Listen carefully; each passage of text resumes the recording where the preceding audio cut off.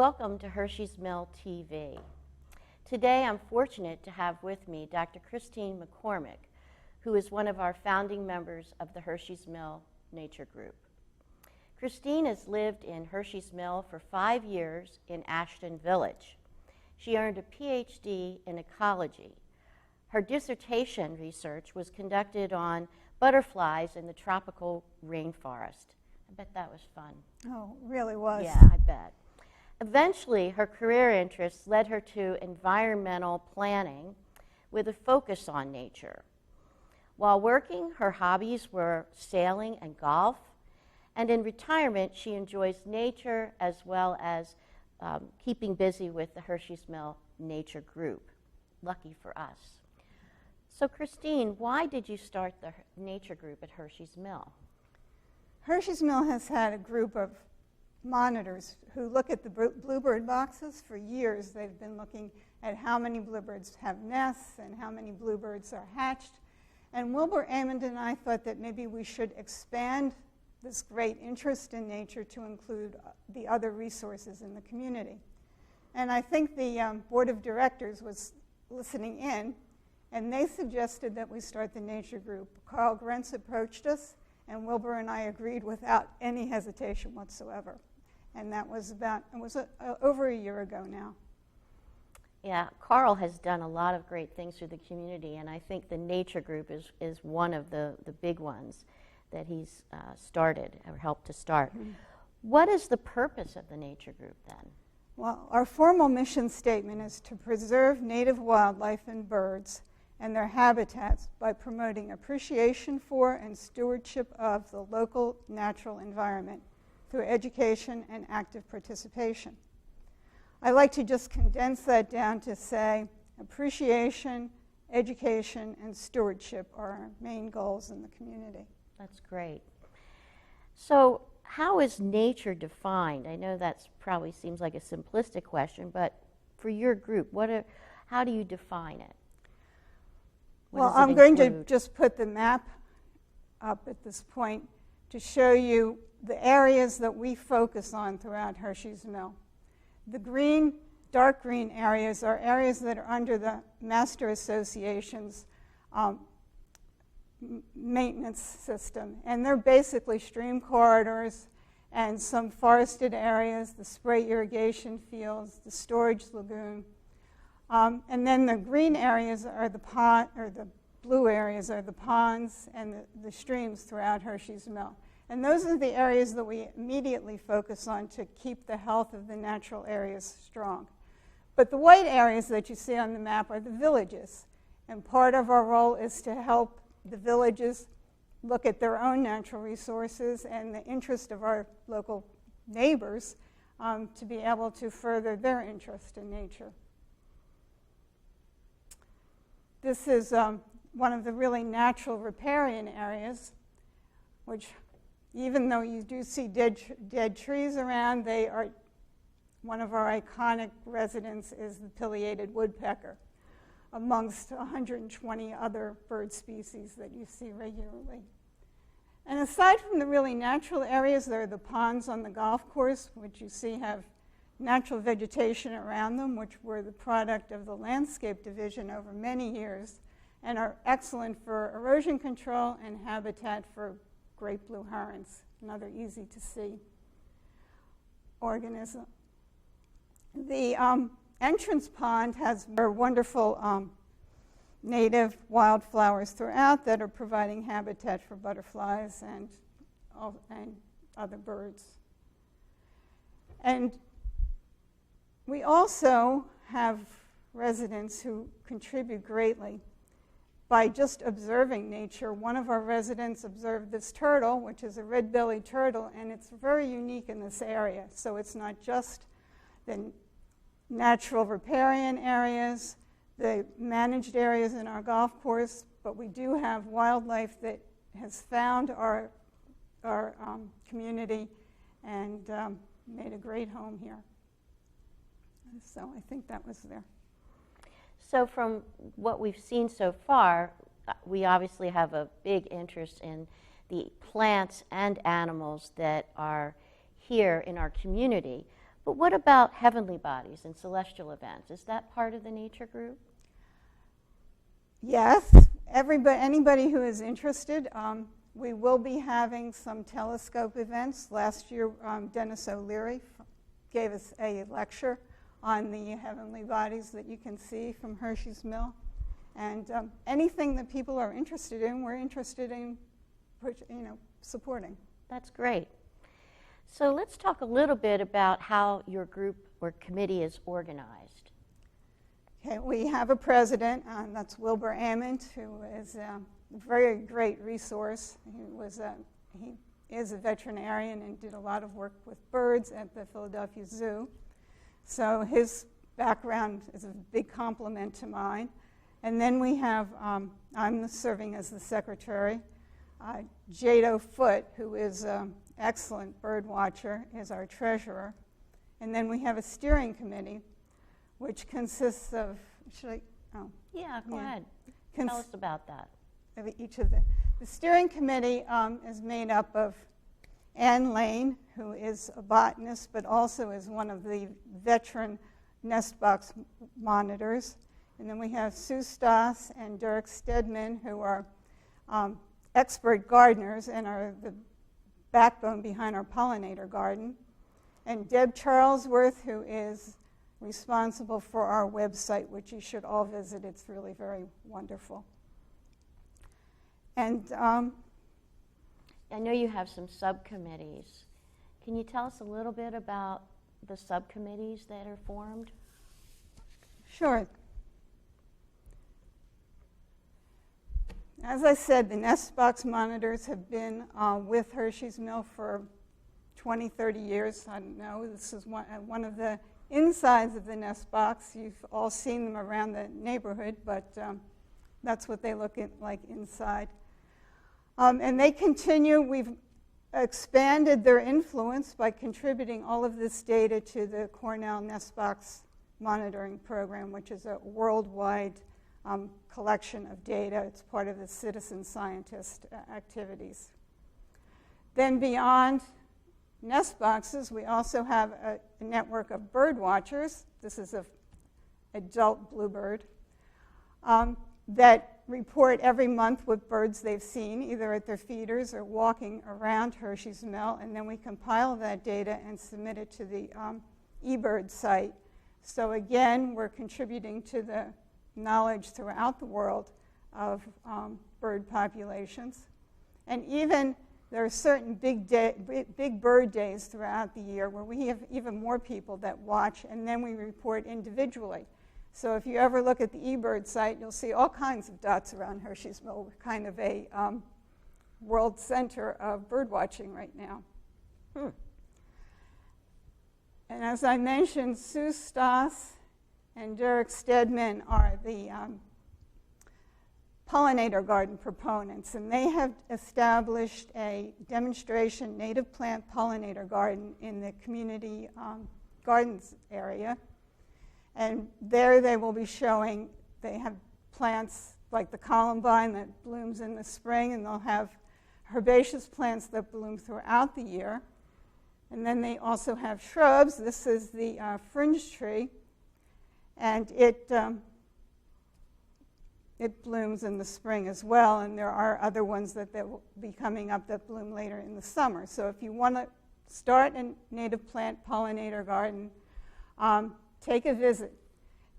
The garden is designed to provide habitat for sustenance for the bees and the butterflies, but also for the larvae of the butterflies, because the native plants are necessary to be appropriate for raising our beautiful adult butterflies. Christine, where is the Pollinator Garden? Okay, if you go to the community gardens and just keep going to the very end of the fenced-in area, you'll come to a garden that is the native plant pollinator garden. And anybody can just walk up? Anybody can walk up on Tuesdays and Fridays. It's weeding morning, and everybody is invited to help or else just to ask questions.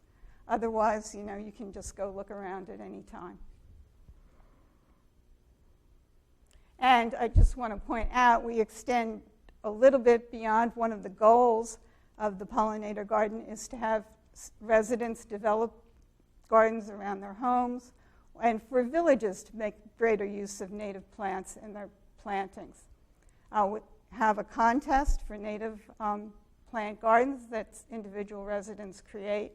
And this particular picture is a garden that was created by a group in Quaker Village to enhance their habitat. It's a couple of years old, and it's really coming along beautifully. And I just want to encourage other villages to jump in on the action there. And finally, yes. We have our Serpentine Barons Management Subcommittee. And this is a group that it's greatly helped by volunteers from the area outside of Hershey's Mill. We have a couple of young men who are interested in Serpentine Barons. It's a unique kind of geological formation in the southeastern Pennsylvania and northeastern Maryland. And so there are people throughout this region that are interested in maintaining this unique habitat, and they've volunteered to help us here at Hershey's Mill to maintain our Serpentine Baron.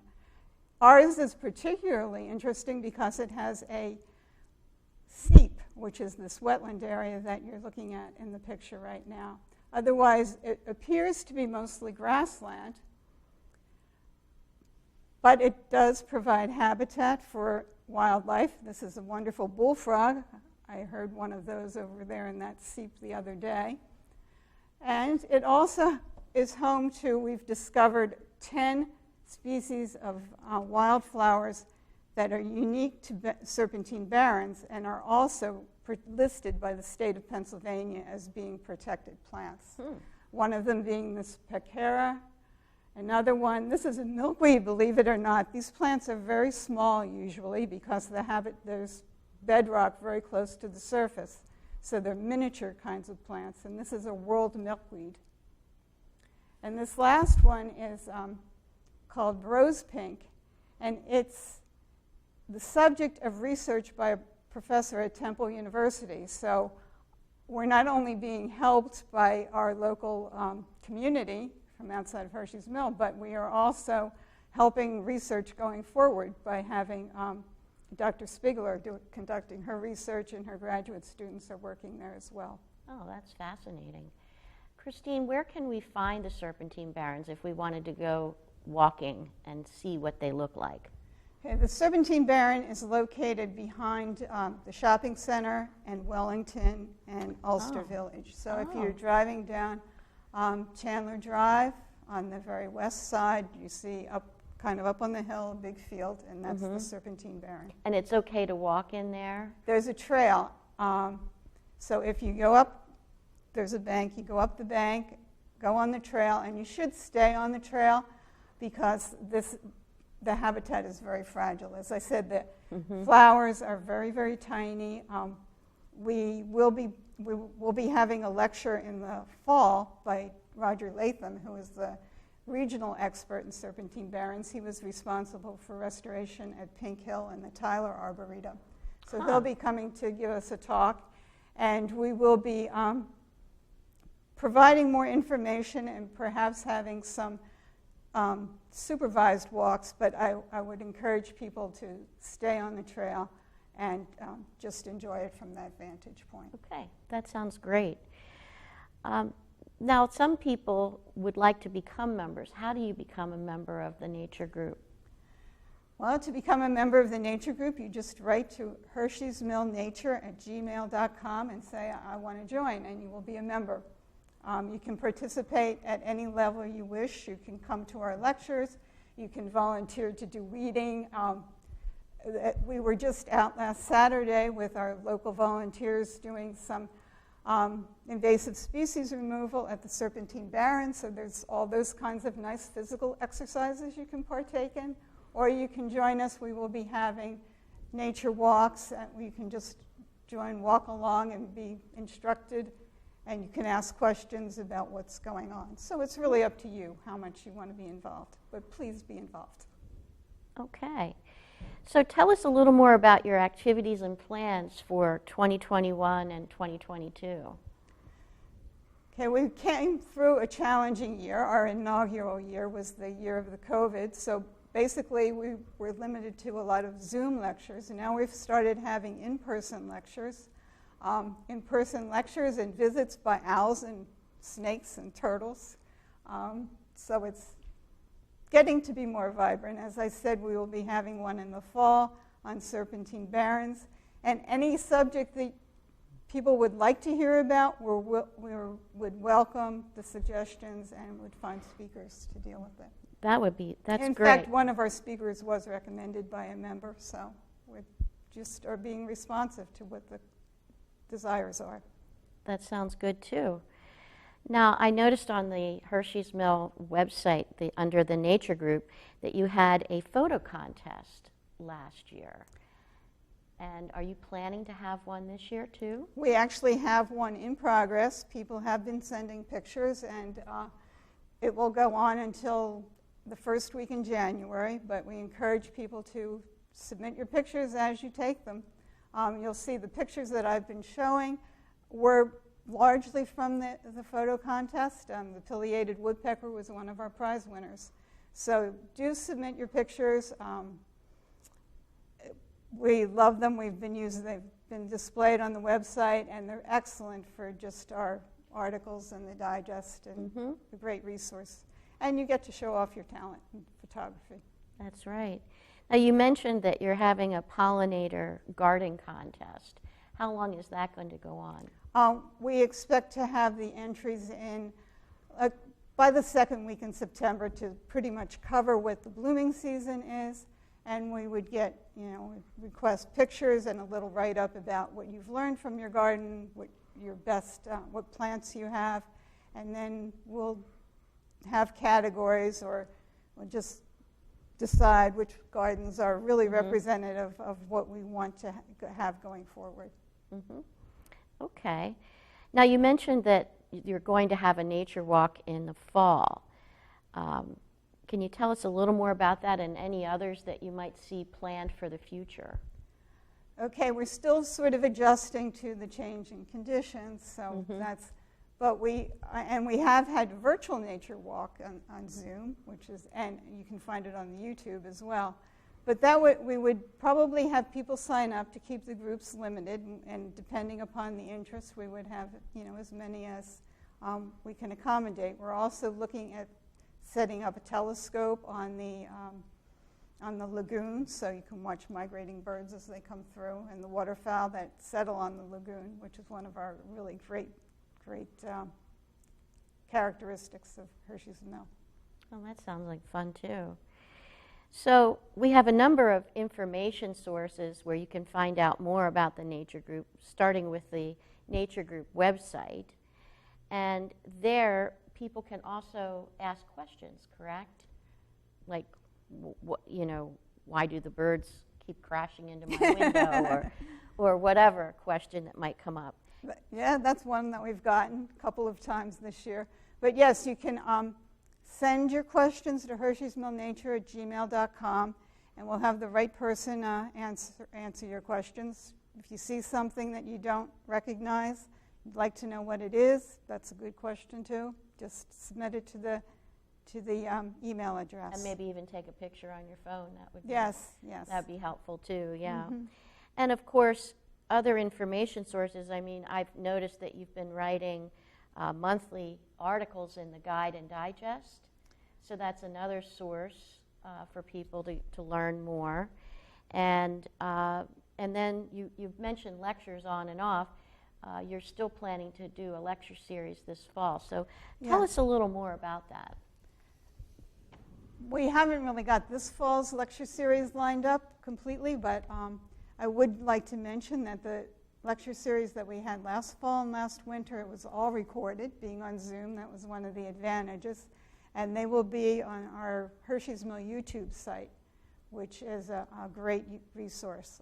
So you can go back and look at the hawk lectures and the owl lectures. And going forward, we'll think about how we can document them. That's one thing you do lose by having live lectures. But That sounds good, the fact that these were recorded. That's really good. So are your speakers typically residents of Hershey's Mill, or do you have outside speakers too? Last year, most of our speakers were from outside. Dennis O'Leary, as I mentioned, did give a talk about the skies around Hershey's Mill. But our speakers were generally from outside. They're recommended by either our steering committee or by members at large. And we reach out to just other people we know in the community to ask them, if you say, I would like to hear a lecture about a certain subject, we'll try and find somebody who is appropriate to talk about it. That sounds good too. Another question I have is, how does the nature group differ from, say, the gardening group? You mentioned you have a Pollinator Garden, but are there crossover of participants? Yes. Jim DiCarlo is one of our most active members, especially in the Pollinator Garden, but he is a key person in the regular gardening group as well. And he's a really close contact. When the gardeners take a picture of some bug they don't know, he sends it over to us and we give the answer back. We have many members that are in both groups. Largely the gardeners are looking at vegetables. Many of them plant pollinator plants as well. Charlotte Gallagher was one of our winners last year on the garden contest. So that we do have a very good relationship, I would say. That's great. And what about the Hershey's Mill Landscape Committee? Do you work with them? Yes, we do. We attend their meetings, annual or biannual, and we do interact with each of the village chairmen, as I said, and look forward to doing more of that in the future as we move on. And how about the Hershey's Mill Golf Club? Are you working with them at all? Both the Hershey's Mill Golf Club and the Landscape Division have been very good about giving information we ask for. We've been finding out about what their turf management practices are and pesticide use. And we do give information about our concerns with the natural areas, and we've worked with the Landscape Division and even and with the Green Hill Sewer Authority in terms of the old field vegetation, making sure that we maintain the what you would call weeds, the goldenrods and the milkweeds, through the season where they do seed and they provide food for the migrating birds. So we have worked with them to come up with a reasonable mowing program. Wow. It seems like your committee is really, really busy, and we want to thank you so much, Christine, for coming here today to the TV station to tell us more about the committee and telling us how to get involved. I hope that all of you out there will consider becoming part of the nature group and have found that this has been an informative session. I thought it was very informative and a great way to learn more about the nature group. So thanks very much. Thank you. Thank you.